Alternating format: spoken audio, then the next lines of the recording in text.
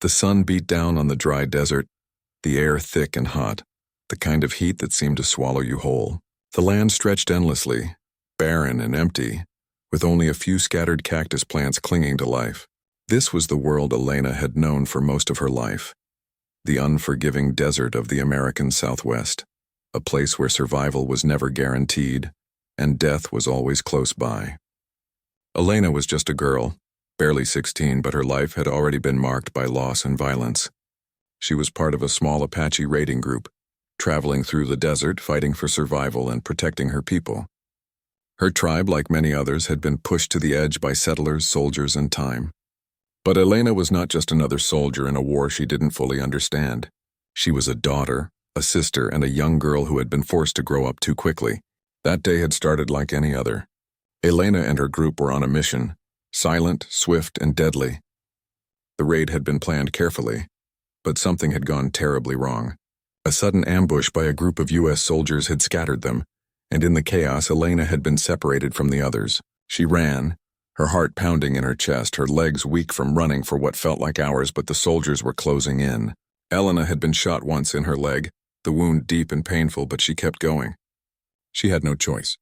Her mind raced as she pushed through the pain. Her body was starting to give out, but she couldn't stop. Her people needed her, or at least she had to get away from the soldiers. She had no idea where she was going or where the others had ended up, but she couldn't afford to think about that now. The desert wasn't kind to the wounded. It didn't matter if you were a young girl or a seasoned warrior. If you couldn't keep up, you wouldn't survive. She fell to her knees at one point, blood oozing from the wound, but somehow she managed to pull herself back up. Her eyes blurred, her body shaking, and then everything went dark. When Elena opened her eyes again, she wasn't in the desert anymore.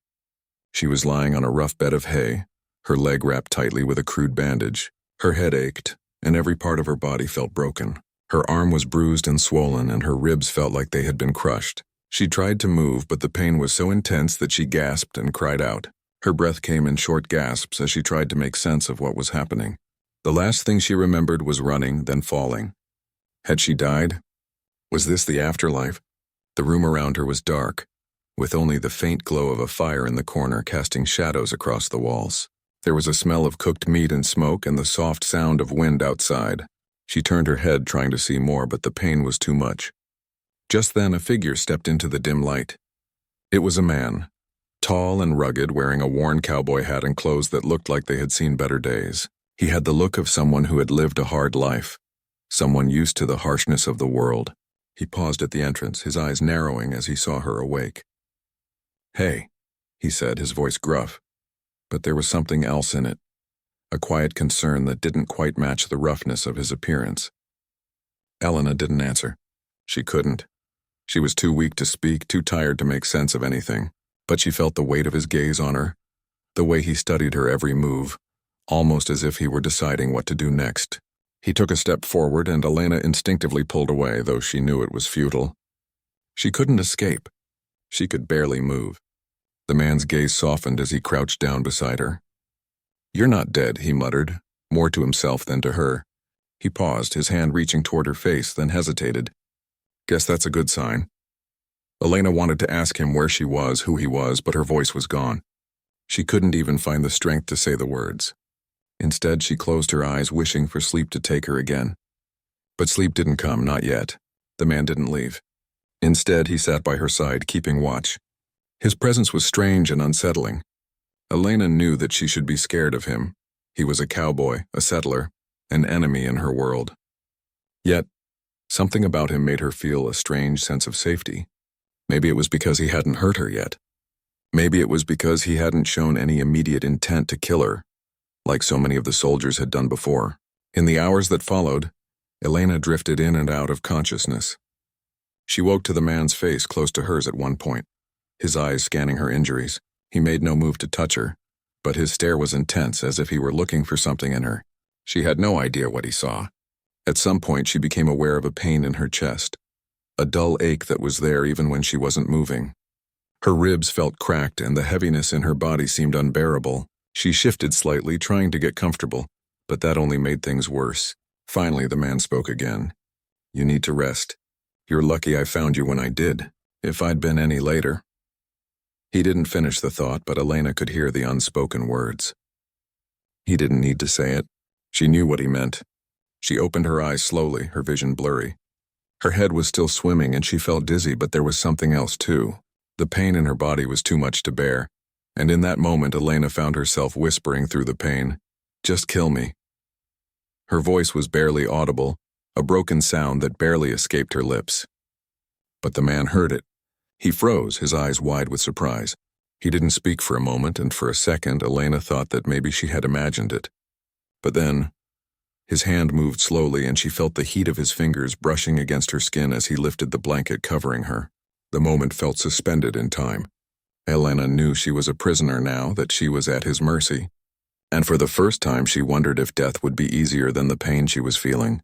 The unbearable weight of her broken body, the guilt of losing her people, the fear of what the future held, all of it seemed to close in on her. She closed her eyes again, waiting for whatever came next. Would he kill her? Or would he leave her to suffer?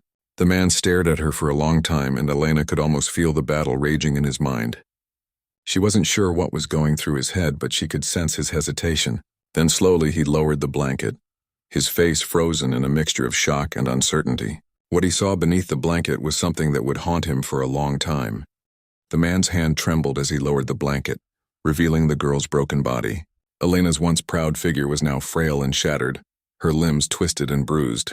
Her skin was pale, almost ghostly, and the blood-stained bandages around her leg and chest told a story of pain and survival. It was clear that she had been through far more than any person should ever endure. Yet despite everything, there was a spark of life in her. Her eyes, though tired and full of anguish, still held a hint of defiance. She wasn't ready to give up, even if the world around her seemed to be falling apart. The cowboy, whose name was Nathaniel but who had always gone by Nate, took a step back, his mind racing. He wasn't a healer. He didn't know how to fix what was broken, physically or emotionally. He had spent most of his life out in the wilderness, living as a scout for the U.S. Army, trying to survive the chaos of the times. But seeing her like this, broken and vulnerable, something in him shifted. He didn't know why he couldn't just walk away and leave her to her fate. Something about her suffering, the sheer pain in her eyes, struck him deeper than any battle he had fought. Nate's instincts told him to stay away, to keep his distance, but his heart told him something different. As much as he hated the Apache, he hated the violence even more. He had seen so much of it, too much. He had been part of it. But here, with Elena's eyes locked on his, he realized that she was just a girl, no different than the children back home who had never known the horrors of war. She wasn't a warrior. She wasn't a threat. She was just a human being suffering like anyone else. He knelt beside her, carefully, cautiously, unsure of how to proceed. She was too weak to defend herself, too broken to fight back. Still, he spoke softly, not wanting to frighten her. "I'm not going to hurt you," he said, though he wasn't sure if she could even hear him through her pain. "I'm just trying to help." But Elena didn't respond. She didn't move, didn't acknowledge his words. Instead, her eyes remained fixed on him, hollow, as if she was still holding on to some thread of life, some small part of herself that refused to be snuffed out by the harshness of the world. She had heard enough lies in her life to know that the world didn't always live up to its promises. Nate's hand hovered over her broken body, unsure of what to do. He had seen men shot and left to die in the desert, their wounds untreated, their cries unheard. He had seen women and children taken prisoner, only to be treated as less than human. He had been part of it all, part of the violence that had destroyed so many lives. But here in this small cabin with this broken girl lying in front of him, he realized that he couldn't be part of it anymore. He couldn't stand by and let her die. Not like this. Nate stood up slowly, his muscles aching from the tension in his body. He grabbed a small tin cup from a nearby table, filled it with water from a pot over the fire, and returned to Elena's side. He held the cup to her lips, gently coaxing her to drink. At first she resisted, but after a moment she allowed him to tilt the cup to her mouth. She drank greedily as if she hadn't had water in days. When she finished, Nate set the cup down and looked at her again, taking in the full extent of her injuries. Her bones were broken, her skin bruised, but she was still alive. He wasn't sure how long she would survive if he didn't do something, but he didn't know what he could do. He wasn't a doctor. He had no medical training. He couldn't even begin to imagine how to help her. But one thing was clear. Elena wasn't just going to let death take her quietly. Her body was beaten and battered, but her spirit was still strong. Even in her broken state, she had refused to give up. Nate could see it in the way she held on to consciousness, the way she fought through her pain. She wasn't going to die without a fight. Over the next few days, Nate did what he could to care for her. He changed the bandages on her wounds, making sure they stayed clean. He gave her water when she was thirsty, food when she could keep it down, and most importantly, he gave her something she hadn't had in a long time: kindness. He didn't know if it would be enough to save her, but he knew that he couldn't just stand by and watch her die. As the days passed, Elena's condition slowly improved. Her fever broke and she started to regain some strength. She didn't speak much, but Nate could tell that she was aware of everything around her. She would watch him with those quiet, intense eyes, and sometimes he thought he saw a flicker of gratitude there, but it was hard to tell. She had been through so much, and the scars of war ran deep. It was hard for her to trust anyone, especially a cowboy who had once been an enemy. One evening, as Nate sat by the fire cleaning his rifle, Elena surprised him by speaking. Her voice was weak, but it was the first time she had said anything since that moment when she had whispered, "Just kill me." "You're a soldier, aren't you?" she asked, her voice barely above a whisper. Nate paused, his hand stilling on the rifle. He wasn't sure how to answer. He had been a soldier once, yes, but it felt like a lifetime ago. He wasn't sure who he was anymore. "I was," he said quietly, "but I'm not anymore." Elena didn't say anything in response, but Nate could see the understanding in her eyes. She had heard enough of the world to know that people changed. But that didn't mean that she trusted him, not yet. She still saw him as a man of violence, a man who had taken lives without thinking twice. And maybe she was right. Maybe he had been that man.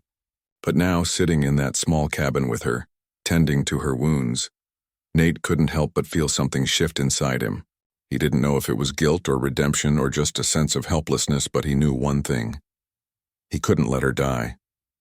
Not if there was anything he could do to stop it. The next morning, Elena's condition worsened again. Her breathing became shallow, and she began to shiver uncontrollably despite the warmth of the cabin. Nate's heart raced. He had to do something. He couldn't lose her now. He hurried to the nearby creek, filling his canteen with water. He boiled it over the fire, hoping the hot liquid would help her fight the infection that was taking hold of her body. When he returned, he found her delirious, muttering in her native tongue, her words barely understandable. She was in pain, too much pain for a young girl to endure. Her eyes were wide, feverish, and full of fear. She didn't recognize him at first, but as he approached, she focused on him. "Please," she whispered, her voice barely audible, "don't let me die like this." Nate knelt beside her, holding her hand gently. "I'm not going to let you die," he said, his voice rough with emotion. "I swear it." It was a promise he wasn't sure he could keep, but he would do everything in his power to try. For the next few days, Nate fought beside Elena, refusing to give up. Every night he would sit by her side, keeping watch, hoping that she would make it through. And each day she grew a little stronger, her fever breaking, her breathing steadier. It was a slow process, but it was progress. Elena's body was healing, but her heart was still broken. The pain of losing her people, the violence that had shaped her life, all of it was still with her. But as she lay there, surrounded by the quiet desert, she began to understand something she hadn't before. Maybe, just maybe, there was a chance for peace even in the most broken places. And maybe, just maybe, there was a chance for her to start over.